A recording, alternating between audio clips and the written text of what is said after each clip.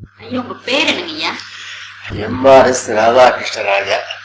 MRS சில பேர் Mrs நினைச்சுக்கிடுவாங்க, ஆனா இனிஷியலி எம்ஆர்எஸ்.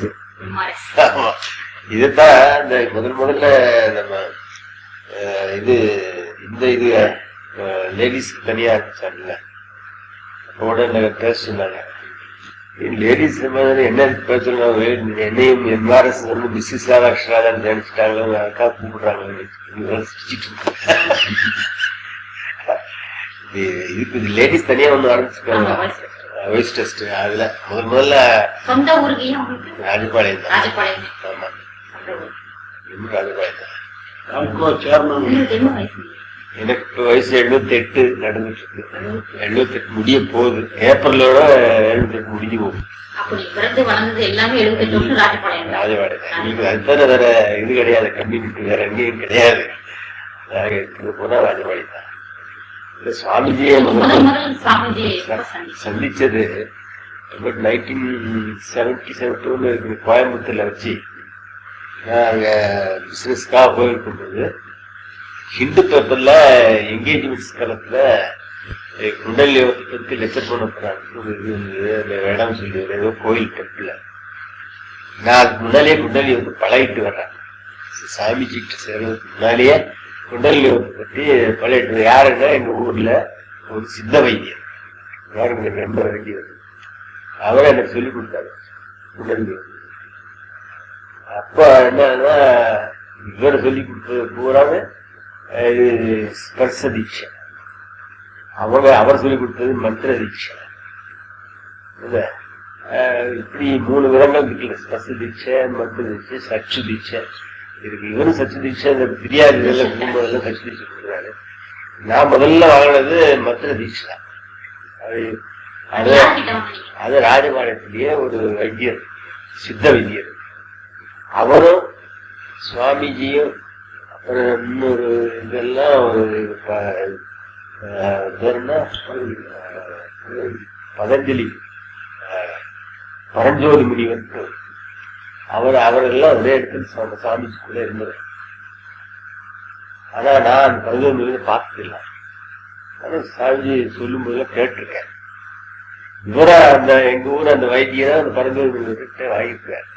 அவர் தான் எனக்கு சொல்லி சரி பின்னால சந்தர்ப்பம் கிடைச்சத பரஞ்சோதி பார்ப்போம்னு சொல்லி இவர்கிட்ட விளையிட்டு இருக்கும் போதே ஒரு தடவை மதுரைக்கு பரஞ்சோதி வந்திருந்தேன். போய் பார்ப்போம். அங்க போய் பார்த்தா சுவாமிஜியுடைய ஒரு முறைகளுக்கும் அவர்கள் சொல்லி கொடுத்த முறைகளுக்கும் ரொம்ப வித்தியாசம். இங்க நல்ல ஒரு சாந்தம், அமைதி அதோட இருக்கு. அது பூரா இதுதான். அவரு முஸ்லீம், முஸ்லீம். அவர் தீட்சை கொடுக்கறதுக்கும் இவரு கொடுக்கறதுக்கும் ரொம்ப வித்தியாசம். ஆமா, அந்த பழங்கள் நான் பார்த்து பேசிட்டு இருந்தா, நீ என்ன இதுல சேரலையான்னு கேட்டாரு. நான் சேர்த்து நல்லா பழகிட்டு இருக்கேன். நீங்க சேர்ந்துருக்கீங்களா? இல்ல வேற யாருக்கா? வேதாந்தி பழகிட்டு இருக்கேன். அப்படியா? அவர் என்கிட்ட இருந்தவர் தான். என்ன இங்கேயே இருக்க சொன்னேன். இல்ல நான் தனியா போறேன்னு சொல்லி போயிட்டு இருக்க ரொம்ப கஷ்டப்படுறான் பணம் இல்லாம. இல்ல சார் ரொம்ப வசதியோடு இருக்காரு, ஃபாரின்ல அடிக்கடி ஒவ்வொரு வருஷம் போறாரு. நான் சொன்னேன் நான் கூட ஃபாரின் போறேன். சரி சரி சொல்லிட்டு சரி பழகிட்டு சரி போன்னு சொல்லிட்டு அனுப்பிச்சிட்டாரு. சரி அதுலயே பார்த்தேன் அந்த முறைக்கும் இவர் சொல்லிட்டு ஒரு சாந்தமான முறைக்கும் ரொம்ப வித்தியாசம் இருக்குது. அவருடைய லெக்சரும் கேட்டேன். லெக்சர்லயும் அதே மாதிரிதான், ஒரு சாந்தமான லெக்சர் கிடையாது. ஒரு கேள்வி கேட்கறது, அதுக்கு ஏதாவது பதில் சொன்னா தப்பிமா சொல்லிட்டா என்ன பதில் அடையாள இல்ல. அப்ப இதுக்கு அதுக்கு என்ன இதெல்லாம் ஒண்ணு நடக்காது. அப்புறம் தான் இதெல்லாம் ஒன்றும் பிரயோஜனம் இல்லை. அதுவும் அவங்க ஃபாலோவர்ஸ் இருக்கான்னு சொல்லுவாங்க. நம்ம செலக்ட் பண்ண நம்ம இது பண்ணாதான் சரின்னு சொல்லி இதே மாதிரி இன்னொரு சுவாமிஜி ஒருத்தர், அவர் டெல்லியில அவரை என்னன்னா சகஜ மார்க்கம் ஒரு மார்க்கம், அவரு இதே மாதிரி யோகத்தை பத்தி எல்லாம் சொல்லித்தர்றாரு. அவரும் பிறகு அங்கேயும் மதுரையில வந்து நான் பார்க்க போனா பூக்கா சாப்பிட்டு சரி இதெல்லாம் என்ன நடக்குது, இதெல்லாம் நம்ம சாமி கிட்ட ஒரு சிகரெட் சாப்பிடுறோம் நம்ம சொல்லித்தர மாட்டேன் பாரு. அந்த நிலையில இவரு இதெல்லாம் எங்க இதெல்லாம் ஒன்றும் நம்ம சாமியை தவிர ஒருத்தரும் இவ்வளவு சிம்பிளிஃபைடு சிம்பிளா சொல்லித்தரதுக்கு வேற ஆள் கிடையாது, வேற ஆளே கிடையாதுன்னு சொல்லி அப்பவே தீர்மானம் பண்ணேன். அதுல இருந்து வேற ஒருத்தி போறது இல்லை. ஆனா பிலாசபி நிறைய படிப்பேன். என்ன காரணம்னு கேட்டா பிலாசபிக்கும் இந்த யோகத்துக்கும் நிறைய சம்பந்தம் இருக்கு. பிலாசபி தியரி தவிர பிராக்டிஸ், தியரிக்கும் பிராக்டிஸ் ரெண்டு சேர்ந்தாதான் நம்ம மேல முன்னுக்கு வர முடியும். அந்த நிலையில நிறைய கீதா இதெல்லாம் நிறைய ஒரு தடவை தயானந்த சுவாமிகள் அடிக்கடி வருவாங்க. எவ்ரி இயர் ஒரு 1 மந்த் லெக்சர், அந்த மாதிரி லெக்சருக்கு போற நான் குண்டல் யோகம் பழகிட்டு இருக்கேன்னு தெரிஞ்சு அவரை இந்த கிரிட்டிசைஸ் பண்ண ஆரம்பிச்சார்.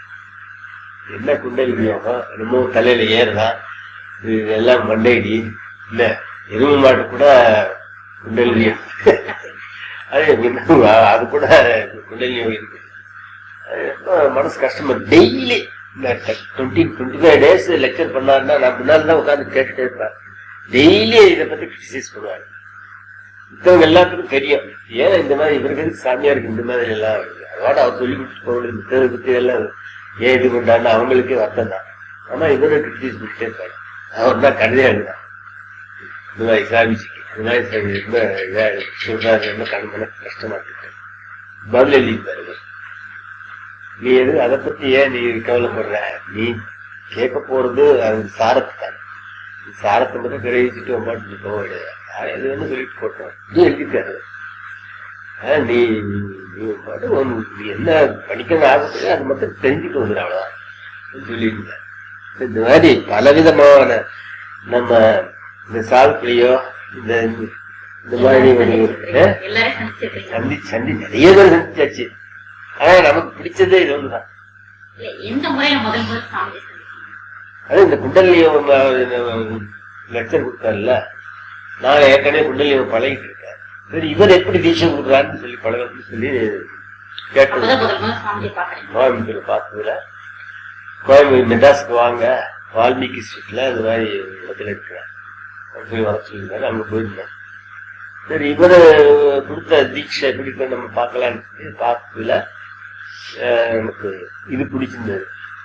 என்ன காரணம் பிடிச்சிருந்ததுன்னா மித்தவங்கெல்லாம் சொல்லி தர்றாங்களே தவிர சாந்தி சொல்லி தர்றாங்க. ஆனா இவரு சாந்தி சொல்லி தர்றாரு. சோ அவர் நான் அங்க பழகிட்டு இருக்கும்போது எனக்கு நெத்தில ஏதோ ஒரு புடைச்சிட்டு வர்ற மாதிரி இருந்தது.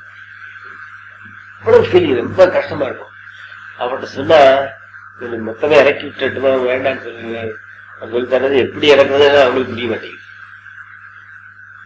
இவர்கிட்ட வந்தப்பறம் அதெல்லாம் சொல்லி தர்ற முறையோட ஒரு சிஸ்டமேட்டிக்கா சொல்லி தந்து சாந்தி ஒரு வாரம் சாட்சி சொல்றதுனால இவர் முறை நல்லா இருக்கு. இதுதான் இது நான் இவர்கிட்ட தெரிஞ்சுக்கிட்டேன். ஆனா நான் கிளாஸ் படிக்கும் போதெல்லாம் இந்த பிரம்ம ஞானத்தை பத்தி எல்லாம் அப்பவே நான் தெரிஞ்சிருக்கேன். ஆனா இவரையே சொல்லி தரல, இவரையே அதை பத்தி சொல்றதே இல்லைங்கிறத நான் யோசிச்சுப்பேன். இந்த காலத்தை நம்ம இவரை சொல்லி கொடுத்ததெல்லாம் சாதாரண ஆட்களுக்கு தான் சொல்றாங்க.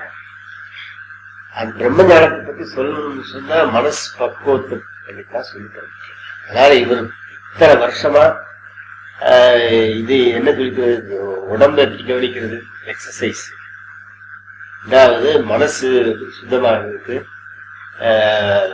ஆராய்ச்சி, அறுவனை சீரமைப்பு, எல்லாம் வந்து இப்போ ஒரு விதமா பக்குவம் ஆனப்பறம் பிரம்ம ஞானத்தை சொல்றேன். அது ஒரு முறை நான் இடத்த கூட மென்ஷன் பண்ணிருக்கேன். ஆனா இது வரைக்கும் சொல்லிக்காத இப்ப சொல்லித்தரான்னு சொன்ன எல்லாரும் பக்குவம் ஆயிட்டாங்க. இனிமே சொல்றது இல்ல, ஒண்ணும் இது இல்ல. பிரம்ம ஞானத்தை பற்றி தெரியும்னா எல்லாருக்கும் சொல்ல முடியாது. இன்னும் சில படிக்கிறாங்களே இன்னும் அவங்க எல்லாரும் பூர்ணமா தெரிஞ்சுக்கிட்டாங்கன்னு சொன்னா அது எல்லாரும் பூர்ணமா தெரிஞ்சுக்கிட்டதா நான் சொல்ல முடியாது. என்ன காரணம்னு கேட்டா கருத்தை சொன்னா அந்த இதுல வேதங்கள்ல சொல்லு சிரவணம் மரணம் நிதித்தியாசம் சொல்றது.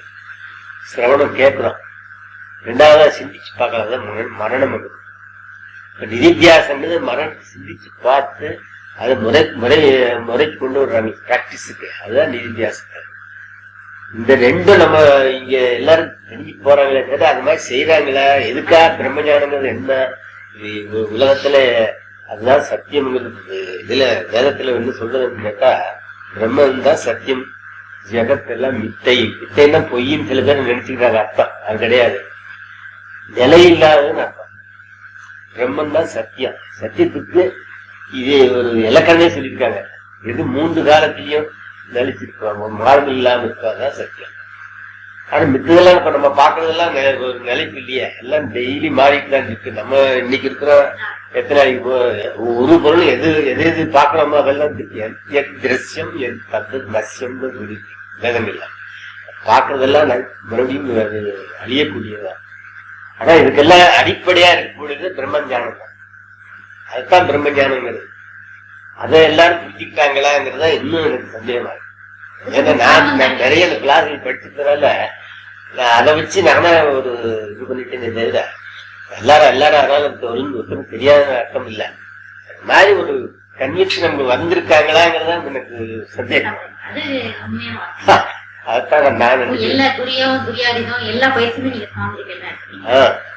எல்லாமே அப்புறம் அவதாரி பயிற்சி எல்லாம் நடத்துறாங்க, அது நீங்க சுவாமிஜி இல்ல அர்த்தாயத்துக்கு 2-3 பயிற்சிக்கு இங்கேயே வந்திருக்கேன். இங்க முன்னாடி கிளாஸ் நடக்குதுல்ல, தொடர்ந்து இந்த தவ பயிற்சி செய்யறதுக்கு. ஆனா இப்ப கொஞ்ச நாளா அந்த உடல் நெல் சரியானதால சரியா செய்ய முடியல. ஆனா வெறும் இது மாத்திரம் முதல் ராஜபாளையத்துக்கு நான் தான் முதல்ல என்ன நிகழ்ச்சி அப்ப இந்த இது இந்த குண்டல் யோகத்தை பத்தி சொன்ன லெக்சர் பண்ணாரு. அப்ப இந்த எக்ஸசைஸ் எக்ஸசைஸ் பண்ணி அப்ப அந்த ஊர் பெரிய மனுஷங்க எல்லாரும் வந்தாங்க. எல்லாரும் இவரே சொல்லி கொடுத்தாரு. அப்ஸ்டேஸ்ல கூட்டு போய் அவரை முன்னால வச்சுக்கிட்டு அவர் செய்ய இந்த பெண்கள்லாம் வாட்ச் பண்ணி அவங்க அதே மாதிரி செய்ய அது மாதிரி செஞ்சுட்டு இருக்காரு. அது நல்லா எல்லாருக்கும் நல்ல ஒரு பயிற்சி. அதுக்கப்புறம் அவங்க ஃபாலோ பண்ணல. ஏன்னா அவங்க எல்லாம் கொஞ்சம் ஹை ஸ்டேட்டஸ் உள்ளவங்க. முதல்ல வந்தாங்க, பார்த்தாங்க, நல்லா சாமிஜியை பத்தி எல்லாம் பயிற்சி எடுத்துக்கிட்டாங்க. அது பின்னால அது ஃபாலோ பண்ணாங்கன்னு சொல்ல முடியாது. நான் 2-3 கேம்ப்ஸ் நடத்துறேன். ஒண்ணு குற்றாலத்துல. ஆமா, நான் இன்சார்ஜ். நான் குற்றாலத்துல ஒண்ணு நடத்துறேன். அப்புறம் ராஜபாளையத்துல ஒரு ஸ்கூல்ல வச்சு ஹாலிடேஸ் சின்ன வித்யாலயா. சின்ன வித்யாலயம் எங்க இருக்குன்னு கேட்டா நீங்க வந்தீங்கன்னா அதே ஆட்சி பண்ணிருக்கீங்க.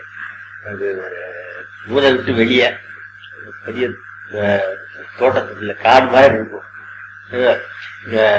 தனி கிளாஸஸ் தனித்தனியா இருக்கும். ரொம்ப வெரி காம் அட்மாஸ்பியர். அங்க நடத்துனதான் எல்லாருக்கும் இன்னைக்கும் மறக்க மாட்டாங்க. அந்த மாதிரி ஒரு அப்புறம் 3வது ஆமா 1 வீக் 2வது கேம்ப். அது முதல் கேம்ப் குற்றாலத்துல.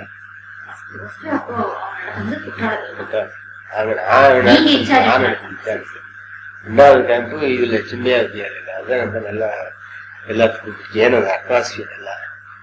3rd கேம்ப் இன்னொரு கல்யாண மண்டபத்துல இது நான் என்னுடைய அனுபவங்கள்ல 2 அனுபவத்துல சுவாமிஜியினுடைய ஒரு ஃபோர்ஸ், தாட் ஃபோர்ஸ் நான் அனுபவிச்சிருக்கேன். முதல் அனுபவம் ரிஷிகேஷ் கேம்ப் ஒரு தடவை போயிருந்தேன். அப்பதான் முதல்ல உமா வந்து சேர்றேன். அப்ப நானும் போயிருந்தேன்.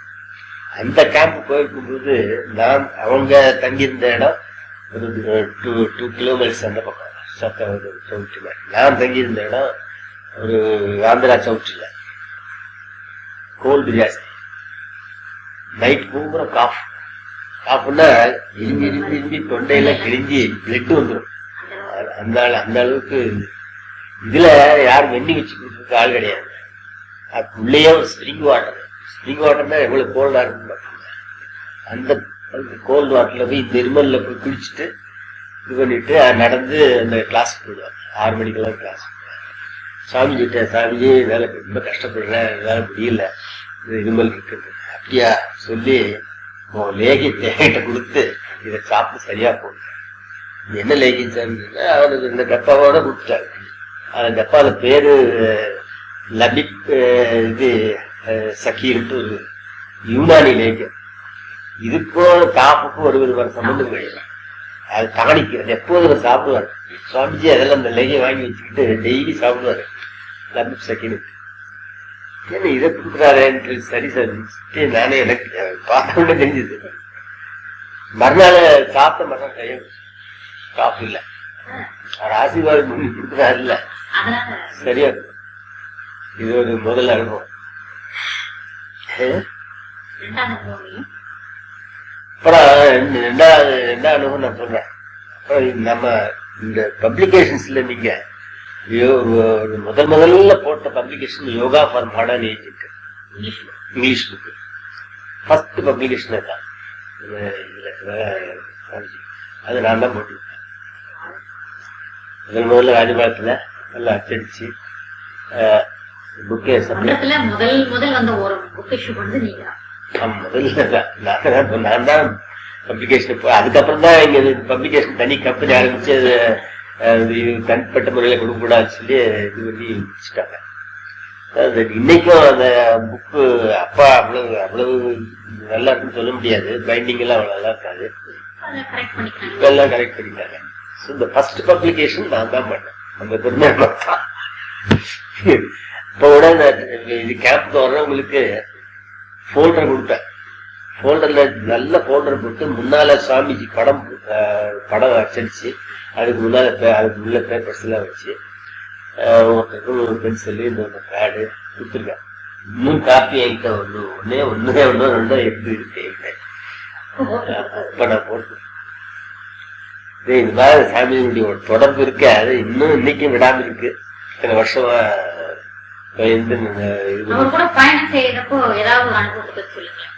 நிறைய பயணம் செஞ்சிருக்கேன். நானே ராஜபாளையத்துக்கு வந்தா டிரைவரை கார் எடுக்க சொல்ல மாட்டேன், நான் தான் எடுத்துவேன். சுவாமிஜி பக்கத்துல அவ்வளவு நல்ல ஒரு இத்த சாமிஜிக்கு இது அதான் வித்தியாசம். அவங்களா இன்டர்வியூ போடுறதுலாம் முடியாது. இப்பதான் இன்டர்வியூ உங்களுக்கு கூட்டம் செய்து வச்சு நாங்கெல்லாம் பழைய ஆளுக்கு யாருன்னு தெரியாது, இந்த சாமிஜி நேரம் பார்க்க முடியாது சொல்லிடுவாங்க. இப்ப எல்லாம் நாங்கதான் எல்லாமே நாங்க தானே பக்கத்துல இப்போ பக்கத்துல வேற ஒருத்தர் கார் எடுக்க விட மாட்டேன். வந்தாச்சுன்னா நாங்களும் ராஜா சுவாமி உட்காந்துருவாங்க, நான் தான் டிரைவ் பண்ணுவேன். ட்ராண்டம் இதெல்லாம் கூட்டுக்கு நான் தான் கூட்டு போயிருக்கேன். ட்ராண்டம் கிளாஸ் எல்லாம் இப்ப முதல்ல ஆந்திராவில் இன்ட்ரடியூஸ் பண்ணுறது நாங்க சுவாமிஜிய. ஆந்திராவில ஜிஎஸ் ராஜுன்ட்டு ஒருத்தர் எனக்கு ரொம்ப வேண்டியவர். ஜிஎஸ் ராஜுன்ட்டு அவரு இதெல்லாம் பார்மாசூட்டிக்கல் ஃபேக்டரி எல்லாம் வச்சிருக்காரு. அவர்கிட்ட இதெல்லாம் பேசிட்டு இருக்கும்போது சாமிஜியில பார்க்கறதுனால சரி ஆந்திரா கூப்பிட்டு விஜயவாடா அவருக்கு சரி இந்த மாதிரி கூப்பிட்டாங்க சாமி, நீங்க போயிட்டு வந்து சொல்லி சொன்னார். அவரும் நீ கூட அது நீ சேர்ந்தா வரணும்ட்டாரு. நானும் சுவாமிஜியே ட்ரெயின்ல போயிருந்தேன். சாமிஜி பத்திர அவர் வீட்டுல வச்சுக்கிட்டாரு. எனக்கு எங்களுக்கெல்லாம் ஒரு ஹோட்டல்ல அதான் டெய்லி சாப்பாட்டு பத்திரம் அங்க வீட்டுக்கு போயிடுவோம். அந்த மாதிரி முதல்ல இன்ட்ரடியூஸ் பண்ணது நான் தான். ஆந்திராவில் இன்ட்ரடியூஸ் பண்ணது நான் தான், ராஜபாளையத்தில் இன்ட்ரடியூஸ் பண்ணது நான் தான். அந்த மாதிரி ஒரு குருமார்களுக்கும் நிறைய வித்தியாசம் இருக்குதுன்றீங்க நீங்க. ஆமா, அவங்க என்னவோ அவங்க படிச்சத என்னவோ படிச்சுட்டான்னு ஒரு எகோயிஸ்ட் தான் இருக்கு அவங்களுக்கு. இவர்கிட்ட அது கிடையாது. அவர் சொன்னமோ அவங்க சொன்ன மாதிரி தான் கேட்கணும். இவர் என்ன நம்ம கேள்வி கேட்கலாம், ஆராய்ச்சி பண்ணலாம், சிந்தனை பண்ணலாம், ஒரு முடிவுக்கு வரலாம், கன்விக்ஷன் வரலாம். அவங்க முடியாது.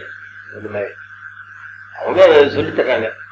இன்னும் பிலாசபி நீட்டே பிலாசபி இதெல்லாம் எடுத்துக்கிட்டா என்ன ஹை பூரா பிலாசபி எடுத்துக்கிட்டா ஒரு கதைகள் இருக்கும். கதைகளை பத்தி ஆராய்ச்சி பண்ணும்போதுதான் உண்மை தெரியும். அது யாரு எடுத்து சொல்லி உண்மையை சொல்றாங்க. Philosophy is just Hindu philosophy மாதிரி உலகத்துல நீங்க ரிலிஜன் பார்க்க முடியாது. என்ன அது அந்த religion is science. Philosophy without science is இது லேன்னு சொல்லுவாங்க. Science without philosophy is blind. அந்த மாதிரி நம்ம பிலாசபி இல்லாத ஒரு விஷயமே இல்லை. இன்னைக்கும் இந்த பிரம்மஞானத்தை பற்றி ஆராய்ச்சி பண்ணாங்கன்னு சொன்னா நம்ம பிலாசபியும் சேர்த்துக்கிட்டாக்கா அது டெவலப் பண்ண முடியும். என்னுடைய கருத்து என்ன அவ்வளவு இருக்கு. அது கரெக்ட். இப்போ இதுல சேர்ந்து ஒரு 20 வருஷம் இருக்குங்களா? 25 வருஷம். 25 வருஷமா இப்ப சாமி கூட ஒரு தொடர்பு வந்துட்டு. அப்போ அன்னைக்கு பார்த்தப்ப எப்படி இருந்தாரோ அதே மாதிரிதான் இப்போ கூட பழகுறாங்க. அப்படிதான் பழகு இருக்கு. எந்த வித்தியாசம் உங்களால கண்டுபிடிக்கிறீங்க? என்ன ரிசர்வேஷன் இருக்கு அவர்கிட்ட? இல்ல ரிசர்வேஷனே கிடையாது. ஒரு ரிசர்வேஷன் கிடையாது அவர்கிட்ட. என்னைக்கும் உங்களுக்கு மன வருத்தப்படுற படி ஒரு செயலோ ஒண்ணுமே கிடையாது. எதுவும் நடந்தது கிடையாது. அது ஏதாவது என்ன இது இருந்தாலும் நீங்க யாராவது ஒருத்தர் பற்றி நீங்க சொல்லுங்க, வாழ்க வளமுன்னு தான் சொல்லுவாங்க. நான் அமெரிக்கா கூட பேசியிருக்கேன் ஒருவிட. போன் எடுத்தா முதல்ல என்ன சொல்லுவார்? வாழ்க வளமுன்னு தான் சொல்லுவார். அதான் இவருக்கு இருக்க ஒரு இது. சார் மித்த சாமி வச்சுட்டு போனா காலை மேல போட்டுட்டு நம்ம கும்பிட்டா இப்போ என்ன பார்த்தவன் என்ன சொல்றாரு? வாழ்க வளமுன்னு. அதுக்கு அப்ப யார் மனசு சுத்தமா இருக்குது? அது எகோயிசம். இது அப்படி கிடையாது. எல்லாரும் நல்லா தெரிஞ்சுக்கணுங்கிற மனப்பான்மை தான் இவர்கிட்ட இருக்கே தவிர அவங்களுக்கு அப்படி இல்லை. ஏதோ படிச்சிருக்கான், எல்லாம் கேட்க வர்றாங்க, இதுதான் சொல்லுவாங்க. தவிர நல்லா இருக்குன்னு சொல்லுவாங்க. யார்கிட்ட அந்த வாழ்க்கை வளமுன்னு கேட்டு காரணம் வந்துருக்கேன்.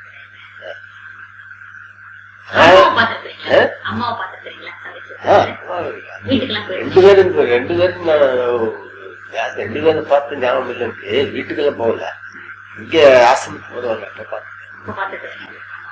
அம்மா பத்தி எனக்கு நல்ல பொருளா தெரியாது. பாத்துருக்கேன், ஆசீர்வாதம் வாங்கியிருக்கேன். மற்றபடி முதல்ல அப்ப சுவாமிஜி எல்லாம் வெளியே போயிட்டு இருந்தாங்கன்னு சொன்னீங்க. பயிற்சி இருக்கலாம். அப்ப கூட வந்து உமா வந்துட்டு இருந்தாங்களா? வரும்போது அப்போ நீங்க வந்தாச்சுங்களா? உமா வரும்போது நான் 2 பேரும் ஒரே டயத்துல தான் சேர்ந்தது. ஒரே இயர் தான். குற்றாலம் கேம்புக்கெல்லாம் அவங்க வந்துருந்தாங்கல்ல, உமா வந்துருந்தாங்க. வீட்டுக்கெல்லாம் வந்துருந்தாங்க. எல்லா இடத்துக்கும் அநேகமா உமா வந்துட்டு இருந்தாங்க.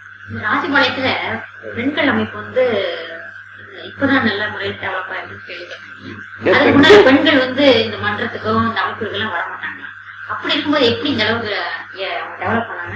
பெண்கள் இந்த மன்றத்துக்கு வரமாட்டாங்கன்னு சொல்ல முடியாது. ஜெனரலாவே ராஜபாளையத்துல சாதாரணமா வீட்டை விட்டு வெளியே வர மாட்டாங்க. அவங்க வீட்டை விட்டு வெளியே வர மாட்டாங்கன்னு அது சொல்லலாம். அது ஒரு சொசைட்டி, அதாவது ஒரு கம்யூனிட்டி தான். அந்த மாதிரி ராஜூஸ் கம்யூனிட்டி எங்க கம்யூனிட்டி இருக்க அந்த கம்யூனிட்டி தான் அந்த மாதிரி ஒரு இதை தவிர மித்த எல்லாரும் வராதுன்னு சொல்ல முடியாது.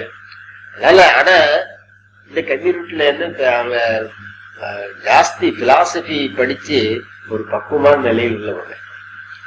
அதனால இந்த மாதிரி இதுக்கெல்லாம் அவங்க ரொம்ப பிரியப்பட்டு தான் வருவாங்க. அதனால அந்த கூட்டம் அதுக்கு எல்லாரும் கூட்டம் வந்துருக்காங்களே வரலன்னு சொல்ல முடியாது. சாமிஜிக்கே தெரியும் எல்லாம்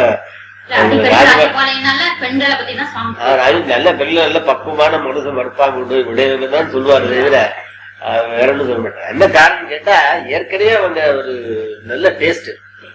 கீதா பிலாசபி எல்லாம் ஒரு 40 வருஷத்துக்கு 40-50 வருஷத்துக்கு முன்னால ஒரு சுவாமிஜி இப்ப இருக்காரு. எங்க ஈங்கோய் நிலையில ஒருத்தர் இருக்காரு, அத்வைதானந்த சுவாமிஜி. அவர் தான் முதல்ல ராஜபாளையத்துக்கு வந்து இந்த கீதையினுடைய டேஸ்ட் உண்டாக்குனது. அதுல இருந்து நல்ல டெவலப் ஆயிடுச்சு. லேடிஸ் இது நல்ல ஒரு பரிச்சயம். அதனால இந்த மாதிரி பிலாசபி இதுன்னு சொன்னா பிரியப்பட்டு ரெண்டு வருவாங்க. அதனால வெளியில வரமாட்டாங்க. அந்த இதெல்லாம் பிரச்சனையே கிடையாது. ராஜபாளையத்துல அறிவிக்கிற கோயில் இப்ப கட்டிருக்கீங்க. ஆமா, அது சுவாமிஜி சொல்லி கட்டிங்களா இல்ல உங்களுடைய மனதுல அப்படி ஒரு எண்ணம்? அது முதல்ல நினைச்சு கட்டணும்னு சொல்லி நினைச்சோம். அப்ப சுவாமிஜி ஏதாவது நன்கொடை கொடுத்தாங்க? முதல்ல இந்த மண்டங்களுக்கு நன்கொடை ஆரம்பிச்சதே எங்க மண்டம் தான். 1 lakh. ஆமா, அதுக்கு முன்னால ஒருத்தருக்கு கொடுக்கவே இல்லையா. என்கிட்ட வாங்கினது அப்பதான் எல்லாரும் வாங்க ஆரம்பிச்சாங்க. முதல்ல வீட்டும் 1 lakh போட்டேன். நான் என் கையில இருந்து 1.5 lakhs இருக்கு நான் போட்டிருக்கேன். மித்த வெளியில வசூல் பண்ணது ஒரு 5 lakhs 6 lakhs இருக்கு. மொத்தம் 10 lakhs, மொத்தம் 10 லட்சம் ரூபாய் ஆயிடுச்சு. அப்போ அரிய திருக்கோயில் ஓப்பனிங்க்கு சுவாமிஜி வந்திருக்காங்க, ஃபவுண்டேஷன் ஸ்டோனுக்கும் வந்திருக்காங்க, ஓப்பனிங்க்கும் வந்திருக்காங்க. அந்த அரிய திருக்கோயிலுக்கு சுவாமிஜி வரும்போது ஏதாவது நடந்த ஒரு விஷயம் சொல்ல முடியுங்களா? வேற ஸ்பெஷலா ஒன்றும் இல்லை, நல்ல கூட்டம் வந்தது. சுவாமிஜியும் ஓப்பன் பண்ணிட்டு உள்ள தவத்தில் இருந்து எல்லாத்துக்கும் தவம் சொல்லிட்டு இது பண்ணிட்டு போனாரு. எல்லாரும் பேச என்னையும் பேச சொன்னாரு. அந்த அனுபவம் மாதிரி இப்ப இந்த குற்றாலத்துல ஒரு கேம்ப், நெக்ஸ்ட் கேம்ப் ராஜபாத்து இதுல சின்மயா வித்யாலயம் இருந்தோம்ல, அப்பெல்லாம் சாதாரணமா தான் நாங்கெல்லாம் இருப்போம். அன்னைக்கு ஒரு ப்ரோக்ராம் போட்டார் கடைசி நாள் அன்னைக்கு. அப்ப என்ன சொன்னா ஒவ்வொருத்தரும் ஒரு சப்ஜெக்டை பத்தி பேசணும். அவரே சொல்லி சப்ஜெக்ட் கொடுத்துட்டாரு. ஒரு திருக்குறள் பத்தி, ஒரு திருமூலரை பத்தி, ஒரு வேற இன்னொரு இதை பத்தி. என்கிட்ட எனக்கு கீதையெல்லாம் நல்லா படிச்சுட்டு இருக்கேன்னு தெரியுமில்ல, கீதையை பற்றி நீ பேசுட்டார். கீதையை பற்றி பேச நான் படிச்சிருக்கேன், பேசுறாப்புல என்ன பேசி பழக்கம் இல்லையே, பேசுப்பா நீ எல்லாம் பேசுவேன். அவர் சொன்னதுனால அன்னைக்கு என்ன பண்ணேன்னா, அன்னைக்கு நைட்டு கீதையில் எல்லா ஸ்லோகத்தையும் வெறும் ஸ்லோகம் அர்த்தம் ஒரு பக்கம் இருக்கும் இல்ல, பூரா ஃபுல்லா படிக்க விட்டாலும் வெறும் ஸ்லோகம் அர்த்தம் கம்ப்ளீட்டா படிச்சேன். என்ன மனசுல வச்சு படிச்சேன்னு சொல்லி இவங்க சொல்றாங்கல்ல, உடல் யோகத்தை பத்தி அதுல ஏதாவது சொல்லியிருக்கா அப்படின்னு சொல்லி நம்ம பார்க்கணும் அப்படின்னு சொல்லி படிக்க ஆரம்பிச்சேன். எனக்கே ஆச்சரியமா இருந்தது, உடல் யோகத்தை பத்தி அவ்வளவு இதா சொல்லிட்டு. இதுக்கு முன்னால் நான் படிச்சதுல இது வரைக்கும் நாம அது கருத்து தெரியல. அப்ப சுவாமிஜி ஆசீர்வாதம் பண்ணதுனாலதான் அது தெரியுது. அப்புறம் நான் பேசினேன், கேட்டுட்டே இருந்தாரு, ரொம்ப நல்லா இருந்தது. நீ குண்டல் யோகத்தை பத்தி கீதையில என்ன சொல்லியிருக்குங்கிற கருத்தை, இது ரொம்ப நல்ல கருத்து, நீ உடனே எழுதி கொடு, அன்பொழியில் போடணும்னு சொன்னாங்க. எழுதி கொடுத்து அன்பொழியில் போட்டார். அது எந்த வருஷம் முக்கிய நிகழ்ச்சி தானே, அது வரைக்கும் தெரியாது எனக்கு. அவர் என்ன சொல்லியிருக்கு நான் இது வரைக்கும் தெரியாத, என்ன குண்டல் யோகத்தை பத்தி என்ன சொல்லியிருக்குன்னு கேட்டா அதே அந்த கருத்தையும் உங்களுக்கு சொல்லணும்ல. அர்ஜுனன் கிட்ட கிருஷ்ணன் சொல்றாரு, நீ யோகம் பழகு, யோகம் பழகு, யோகம் பழகு. யோகம் பழகுனால என்ன நன்மைன்ட்டு ஒரு இது வருது. என்ன சொல்றாரு, எல்லாத்துக்கும் இந்த ஜென்மங்கிறது ஒன்று இருந்தா எல்லாத்துக்கும் காரணம் மனசுதான். மனசு பரிசுத்தம் இல்லைன்னா ஜென்மங்களை எடுத்துக்கிட்டே இருக்க வேண்டியதான். நீ சாகும் போது என்ன நினைக்கிறியோ அதுதான் மனுஜனுக்கு காரணமாகும் அவர் சொல்றாரு. அதனால நீ யோகம் பழக, சாகும் போது வேற ஒண்ணும் நினைக்க மாட்டேன் என்ன தெரியல சொல்றாரு. அப்ப குண்டல் யோகத்தை பத்தி இன்னொன்னு இருக்கு, இந்த புருவ மத்தியில நீ மனசை நிறுத்துன்னு சொல்றாரு. அதான் அவர் தமிழ் சொன்ன ரொம்ப நல்லா இருக்கப்ப நீ எழுதி கொடு, நான் அன்பொழியில் போடுறது. அன்பொழியில் போட்டாச்சு, அன்பொழியில் எத்தனையோ வருஷம் ஆச்சு அன்பொழியில் போட்டு. புருவ மத்தியில மனசை நிறுத்தி நீ பழகணும்னு சொன்னா, நீ சாகும் போது வேற ஒன்னையும் நினைக்காம புருவ மத்தியிலேயே வச்சுட்டு நீ அந்த சாவு உண்டாகும். அப்போ உனக்கு ஒரு விதமான எண்ணங்கள் இல்லாதனால நீ மறுபிறப்பு கிடையாது, என்னத்தான் நினைச்சிட்டு இருக்கிறது, என்ன எடுத்துதான் வந்து சேருவான்னு சொல்ற. அப்போ குண்டல் யோகத்தை பத்தான் சொல்லுது. இது ரொம்ப ஒரு அது இது வரைக்கும் நான் இத்தனை பேர் இதை பற்றி தெரியலையா எனக்கு. இது சொல்ல அது பாயிண்ட் நமக்கு கிடைக்குது. அதான் அவர்கிட்ட ஒரு அனுபவம். இப்படி 2 அனுபவங்கள் நமக்கு.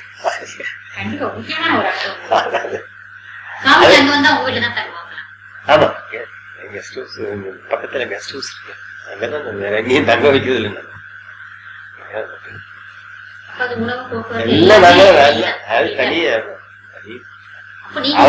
அவர் அங்க வந்து அவர் நல்ல ரெஸ்ட், திரும்பி பார்க்க விட மாட்டேங்க. அந்த டயப்படி தான் பார்க்க விடுவான். இப்ப அவர் என்ன உணவு சாப்பிடுவான்னு தெரியும் எங்களுக்கு, எனக்கு நல்லா தெரியும். அந்தபடிதான் கரெக்டா சமைச்சு கொடுப்பாங்க. அவருக்கு ரொம்ப அனுபவம் ஜாஸ்தி. அவருக்கு ரொம்ப பிரியம். கெஸ்ட் ஹவுஸ்ல வந்து தங்குறதுன்னா அவருக்கு ரொம்ப ஒரு சந்தோஷம். இன்னைக்கு சந்திக்கும் போது பிரியமா இருக்கும், அதுவே நான் கண்டுபிடிச்சேன். இன்னைக்கு நேரத்தை பழகுறா, 25 வருஷமா 20 வருஷமா பழகிட்டு இருக்கோம்ல, இன்னைக்கு நேரத்தை பழகுறா. என்னுடைய அனுபவங்கள் இதுல ஒரு மறக்க முடியாத இப்ப இந்த 25 வருஷத்துல நிறைய அனுபவங்கள் இருக்கலாம் உங்களுக்கு சாமியோட பழக்கத்துல. ஆனா ஒரு இன்சிடென்ட் எப்பவுமே லைஃப்ல ஒண்ணு நம்மளுக்கு மறக்காம இருக்கு. அப்படி ஏதாவது ஒரு இன்சிடென்ட்? அது திருவனந்தபுரத்துக்கு போகும்போது ஒரு தடவை திருவனந்தபுரத்தை நான் தான் கூப்பிட்டு போனேன். நான் தான் ட்ரை பண்ணி திருவனந்தபுரம் அங்கிருந்து வேற இன்னொரு ஊரு பேராசிரியர் இருக்காரா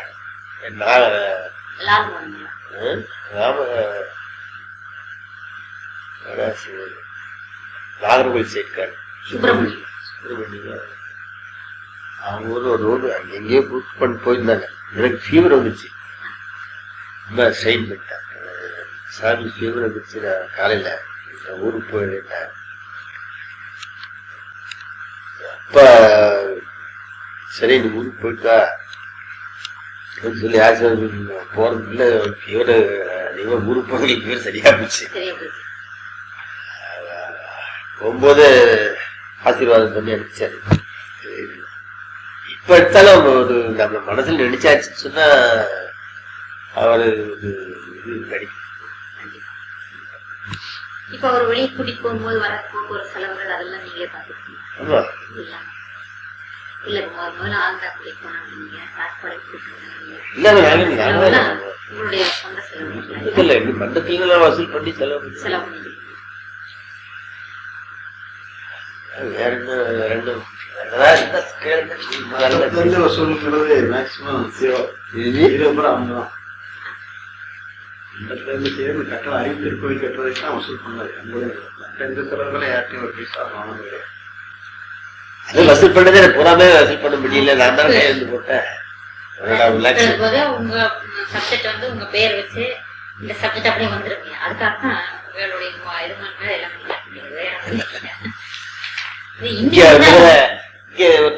இதுக்கு அவருடைய பிலிம் எதாவது எடுக்கணும்னு சொல்லி போட்டோகிராஃபி இவன் மெட்ராஸ்ல இருந்து இது இவருடைய பையனா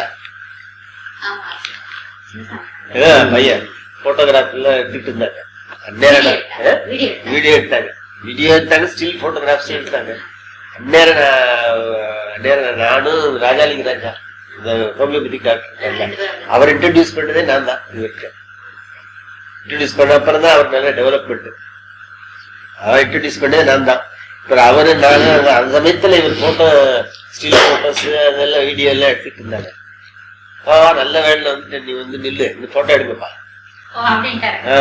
நான் இன்னும் போட்டோ வச்சிருக்கேன். நானும் ராஜா ஹோமியோபதி டாக்டர் முருகேசன் நானு 3 பேருக்கு முன்னால அவர் முன்னால உட்காந்துட்டு எனக்கு காப்பி முடிச்சுட்டேன். அது ஒரு பெரிய இது. ஆமா அது நிறைய கொடுத்துருக்கோம்ல. இப்ப இன்னொரு ஒரு இதுல ஒரு இன்சிடென்ட்ல ஒரு இடத்துல ஃபங்க்ஷன் நடந்தது மெட்ராஸ்ல. அது எப்ப எந்த இயரும் எனக்கு ஞாபகம் இல்லை. நம்ம மண்டபத்துக்கு கட்டி கொஞ்சம் பாதி முடிச்சிருக்கு, கூட முடிச்சாச்சு. அது எக்ஸ்டென்ஷன் பண்ணணும்னு சொல்லி நன்கொடை கேட்டாங்க. நான் அன்னைக்கு 10,000 rupees நன்கொடை அனௌன்ஸ் பண்ணேன். சொல்லி இது பண்ணிட்டாங்க. 10,000 rupees அன்னைக்கு கான்சுலேட்லயே செக் புக். அப்ப நான் 10,000 rupees எழுதி சாமிஜிட்ட கொடுத்துட்டு ஊருக்கு போயிடுவோம், வேலை முடியட்டும் சொல்லி மறுநாள் எடுத்துட்டு போறேன். மண்டபத்துக்கு போறேன். எல்லாம் புது ஆட்களா இருக்காங்களா, இல்லையா சாமிஜி ரெஸ்ட் எடுத்துட்டு இருக்காங்க, பார்க்க முடியாது. நான் ஊருக்கு போன் பண்ணி சாயங்காலம் நான் எப்படி நேரில் கொடுத்துட்டு போனேன், ரெஸ்ட் எடுத்துட்டு இருக்காங்க, நான் என்ன பண்றது சார். நான் சொன்னேன் அதெல்லாம் தெரியாது, இல்லாட்டா உமாவை கூப்பிட்டு உமா கீழே வந்திருக்கேன்னு சொல்லி உமா ராதாஷ்டா சொல்லிவிட்டேன். அவங்க போய் நம்ம உமாட்டு சொல்லியிருக்காங்க. இது கேட்டுட்டே இருக்க சாமி ராதாஷ்டா பொண்ணு கூப்பிட்டா அரைஞ்சுட்டாரு. சேர்ல உட்காரு, நான் கீழே வந்து சேர்ல உட்காரு, நீங்க பக்கத்துல உட்காரு பெரியமா சேர்ல உட்கார வச்சுக்கிட்டு பேசிட்டு செக் கையில கொடுத்துட்டு அந்த எக்ஸ்டென்ஷன் இன்னும் பண்ணவே இல்லை. என்ன காரணத்தால் அதுக்கு முன்னால ஒரு பர்த்டே செலிப்ரேஷனுக்கு இவரு சாமிஜி பேரு இவரு வித்துக்குள்ள முருகதாஸ்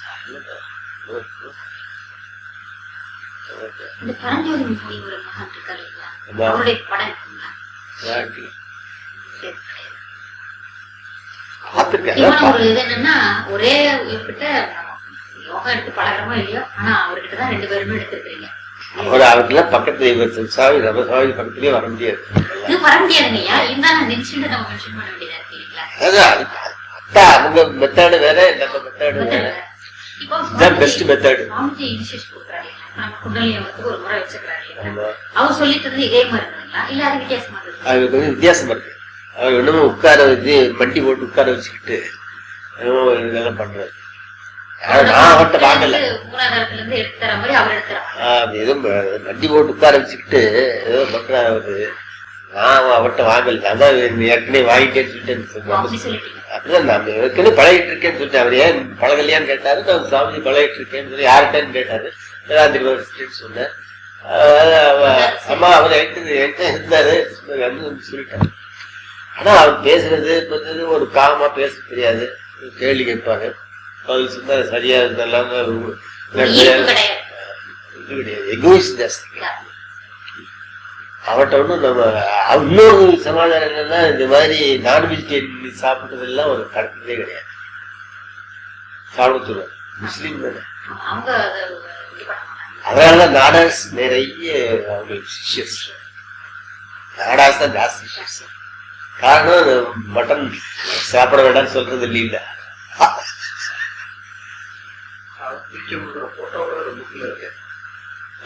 உட்கார வச்சு வண்டி போட்டு உட்கார வச்சுட்டு போட்டோ நம்ம உட்கார வச்சுட்டு கை இப்படி வைக்கிறாரு. இங்க வச்சு ஏதோ ஒரு கொட்டை மாதிரி வச்சுக்கிட்டு கொட்டையை மேல் போடும் அதை வச்சு தைக்கிறது. போட்டோ பரஞ்சோதி போட்டிருக்காரு. அவர் பார்த்தாலே நமக்கு பிடிக்காது. சொல்றேன், ஒரு பெர்சனாலிட்டி கிடையாது. இந்த மாதிரி ஜோதி ஒரு இது கிடையாது. இவர் இத்தனை வயசு ஆகிட்டு இது எப்படி இருக்காரு? அதாவது என்ன அந்த தவம் தானே காரணம். என்கிட்டயே சொல்லியிருக்காரு. அந்த இது கூட சொல்லிட்டு என்கிட்ட ஒரு தடவை ஒரு எப்போ ஒரு 10 வருஷத்துக்கு முன்னால என்னுடைய ஜாதக படிப்பா 63 வயசு தான் 64 வயசு தான் போட்டிருக்கு. இழுத்துட்டே போகுது. காரணம் இந்த தவம் தான். சொல்லியிருக்கேன்.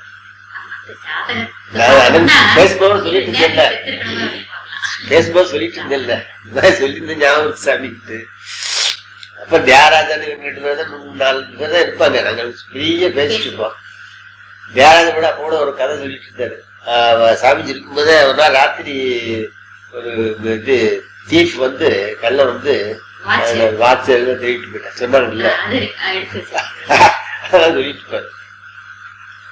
வாழ்த்து சொல்லிடுவாரு. வாழ்த்துதுல எந்த சாமி இனிமையும் வாழ்த்துங்கன்னு இது வரைக்கும் சொல்லிடுவாரு. கிடையாது. வாழ்க வளமுடன் சொன்னதே கிடையாது. எடுத்ததான். அதனால இன்னைக்கு ரூம் என்டர் பண்ணும் போது வாழ்க வளமுடன் அந்த இது தாள் ஒட்டிதான் இருக்கும். தனி அவுட் ஹவுஸ் மாதிரி. அதனால மெடிடேஷன் வச்சுருக்காரு. வேற என்ன சொல்லுங்க?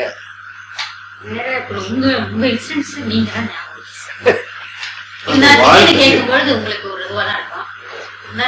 நீங்க இப்ப நைட் எல்லாம் ஒரு ஐடியா கிடைச்சிருக்கோம் இல்லைங்களா? நான் பேசுறது ஏதாவது விட்டு போச்சுன்னு வச்சுங்களேன். போறதுக்கு முன்னாடி நான் இங்க வடலாக்குடியில்தான் கேட்பேன். காயல் பாக் கோர்ஸ் நடத்தணும் முயற்சியை. அப்புறம் அந்த வாழ்த்துல வந்து எனக்கு ஒரு தனியான அனுபவம் சொல்லலாம். அதாவது என் பேரு செல்லையா முதலிட்டு ரிட்டையர்ட் டெப்டி ரிஜிஸ்ட்ரார் மன்றத்துல செக்ரட்டரியா இருக்கேன். ஆசிரியர் பயிற்சி 92 முடிச்சேன். அதுக்கப்புறம் 1994 ஏப்ரல்ல அங்க ஒரு சுப்பிரமணிய சுவாமி கோவிலுக்கு நான் தான் தர்மவர்த்தா. அங்க ஒரு திருவிழா நடக்குது. திருவிழான்னா இங்க முதலியார் திருவிழா. அது அடுத்த திருவிழா சாலியார். அவங்க திருவடியா தான் அந்த பால் குடம்லாம் எடுத்து கொண்டு வரணும். அவங்க கொண்டுடக்கூடாதுன்னு சொல்லி தடுக்கிறாங்க. அன்னைக்கு பார்த்து போலீஸும் ப்ரொடெக்ஷன் வரல. நாங்க இங்க கூட ஒரு 50 பேர் வர்றாங்க, நாங்க கூட வர்றேன், யாரும் வந்துடக்கூடாது. அவங்க வந்து சுத்தி இருந்துட்டு எங்க தெருவடியா போகக்கூடாது, பாஸ் பண்ணி தான் தெருவு நுழையணும், இங்க வேற வழியே தான் போகணும். இல்லப்பா இதெல்லாம் நாளைக்கு பேசிக்கிறோம் அப்படின்னு கையெடுத்து கொண்டுருவேன். கேட்க மாட்டேங்கிறேன். திடீர்னு மேல பிளாண்டா இருந்துட்டேன், கல்லெடுத்து தெரிய ஆரம்பிச்சிட்டாங்க. ஒருத்தன் கம்பு வச்சு அடிக்கான், மேளம் நாயம் அடிக்காம ஓடுறாங்க, பால் படம் கொண்டு வரோம் ஓடுறாங்க. நான் அப்படியே அந்நேரம் மகிழ்ச்சியா நினைச்சிட்டு நான் ஓடவே இல்லை. சுத்தி கல் பிறக்குது, அவ்வளவு பேருக்கும் மண்டையடி, கல்லறி, கம்படி, ஒரு மயிர் அளவு கூட என் மேல கல்லோ கம்போ படலாம் சுத்தி விழுந்துட்டு இருக்கு. எல்லாருமா நீ மண்டத்திலே போய் சொன்ன மரணம் இந்த மாதிரி மகிழ்ச்சியினுடைய இதனால இவ்வளவு பேருக்கு வந்தோம். கூட்டத்துல இருந்து அவ்வளவு பேருக்கு அடி ரத்த காயம். எனக்கு ஒண்ணு கூட ஆகல. ஆமா, அருட்காப்பு கொடுத்துட்டு தான் போறேன், எவ்வளவு பேரும் அடிபட்டு ஓடினாங்க. எனக்கு சுத்தி சுத்தி போது எல்லாம் போட மாட்டேன், நானே ஆச்சரியப்பட்டு இருந்தேன். அவ்வளவு தூரம் இந்த அருட்காப்பு வந்து பவர் இருக்கு அப்படின்னு மன்றத்திலே நான் பேசணும்னு சொன்னேன். அந்த அருமையான வரணும் அனுபவம். கிட்டத்தட்ட 100 பேருக்கா இருக்கும். அது பெரிய போலீஸ் கேஸ் ஆகி 28 பேர் அரெஸ்ட் ஆகி ஒரு 6 மாசம் கேஸ் நடந்தது. அது கிட்டத்தட்ட நாங்க நிறைய ரூபாய் செலவழிச்சோம். இங்க 28 பேர், அங்க ஒரு 20 பேர் கேஸ் போட்டு கிட்டத்தட்ட 6 மாசம் ஜெயில உண்டி வச்சு நிறைய செலவழிச்சோம். கிட்டத்தட்ட ஒரு 1 லேக் வரைக்கும் செலவழிச்சோம். அந்த கேஸ் ஒண்ணுலாம் பண்ணிட்டான், அது வேற விஷயம். அன்னைக்கு வந்து நடந்த விஷயம் இன்னும் கண்டுக்குள்ள இருக்குங்க. எவ்வளவு மிராக்குலஸ் எஸ்கேப்னா மிராக்குலஸ் எஸ்கேப். ஆமா, நான் தான் தலைவர். என்னை சுத்தி எல்லாம் மக்கள்லாம் வர்றாங்க. அவ்வளவு பேருக்கும் அடி விடுது, ஓட முடியல, எல்லாருக்கும் அடி விடுது. என் மேல ஒரு அடி விட மாட்டேங்க, கண்ணு விட மாட்டேங்க, மேல இருந்து கல் எறிகிறாங்க, சுத்தி எறிகிறாங்க. அருமையான அனுபவம், அந்த அருள் காப்பு கிடைச்ச பலம்.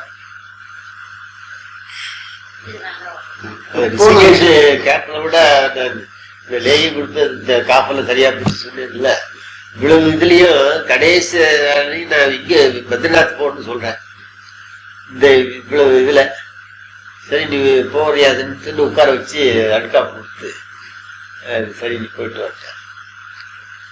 பத்ரிநாத் கேதார்நாத் இவ்வளவு சுத்திட்டு ஊருக்கு சௌரியமா.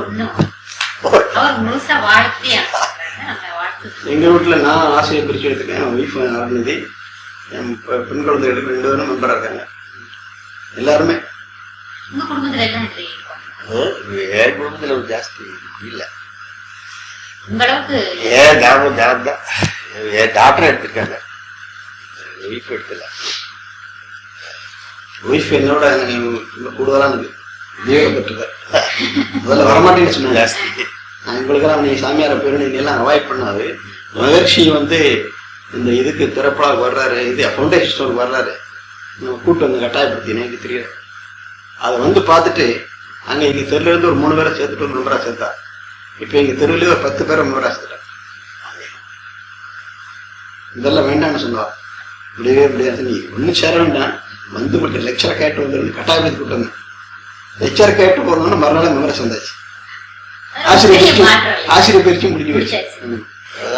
அதான் சொல்றேன்.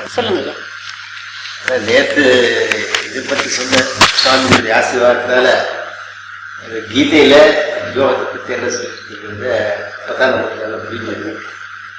அதுக்கப்புறமும் அந்த தயானந்த அடிக்கடி கேள்விப்பட்ட அதுக்கப்புறமும் கேள்விப்பட ஆரம்பிச்சார். அப்போ என்னுடைய சொந்த ரிலேஷன்ஸ் அவர் வந்து அவரை பார்க்க போயிருக்காரு. அவர் எப்போ என்ன சொல்றாருன்னு கேட்டா, அப்ப எங்கோ விஷயம் அவர் இருக்குங்கிறதே அவர் சொன்னாரு. நீ அவனோட சேர்ந்து கெட்டு போகாது அப்படின்னு சொல்றாரு. எப்படி சொல்றாரு எடுத்துக்கிட்டு வந்து என்கிட்ட வந்து இந்த மாதிரி சுவாமிஜி சொல்றாரு, நீ அவனோட சேர்ந்து இந்த குண்டலியோ பழக சொல்லி கெட்டு போகாது அப்படின்னு சொன்னாரு. இது நம்ம தெரிஞ்சு வச்சுட்டோமோ. இப்ப குண்டலியோகத்தை பத்தி நான் சொன்னேன், கீதைதான் சொல்றாரு. கீதையிலேயே குண்டலியோகத்தை பத்தி சொல்றதுங்கிறது நமக்கு தெரியுமா? உனக்கு நான் காமிக்கிறேன், அத்தியாயத்தில் இந்த இதுல எல்லாம் சொல்லியிருக்கு. அதை நீ அவர்கிட்ட போய் சொல்லி இதையும் குண்டலியோகத்தை சொல்லிட்டே சாமி சொல்லு அப்படின்னு சொல்லி அவர்கிட்ட போய் இதே மாதிரி கொண்டே சொல்லியிருக்காங்க. குண்டலியோகத்தை பத்தி சொல்லிட்டு சார் என்ன அவர் இந்த மாதிரி என்ன சொல்றேன்னு சொல்லியிருக்காரு. அவ்வளோதான் தெரியும். ஞானத்தை பற்றி அவர் பார்க்கணும். இதெல்லாம் என்ன கர்மம் அப்படின்னு சொல்லி அப்படி வாய அப்ப அவருக்கு தெரிஞ்சிட்டு இதுக்கு மேல நம்ம பேச முடியாது. அது முக்கியமான பாயிண்ட். அப்புறம் முன்னாலே அந்த இப்பதான் பிரம்மஞானத்தை பத்தி சொன்னாரே தவிர முன்னாலே டச் பண்ணியிருக்காரு. இப்போ ஆரம்பத்திலேயே அப்ப என்ன பண்ணுவாரு கேட்டா சின்ன பென்சில் எடுத்துருவாரு. அதுதான் தப்புப்பா, இது தீயில போட்டா அடிக்கு அது சாப்பிடலாம். அதனால இந்த உலகத்துல ஒரு நிகழ்ச்சி தான் உள்ள சத்தியம் தான். அப்படியே சுட்டி காட்டிருக்காரு. இப்பதான் அது விரிவாக சொல்லுது. அதே குரல்லையும் சொல்லிட்டு எப்பொருள் எப்பவுமே மெய்ப்பொருளுக்கான அது இதையும் வச்சிருக்காரு. பொருளை வச்சு பொருள் என்று பொருள் திட்டிருக்காரு. அதான் அதையே இப்பவே கும்பகாரத்துக்கு டச் பண்ணிருக்காரு. இப்பதான் இதுவா சொல்றேன் ஞாபகம்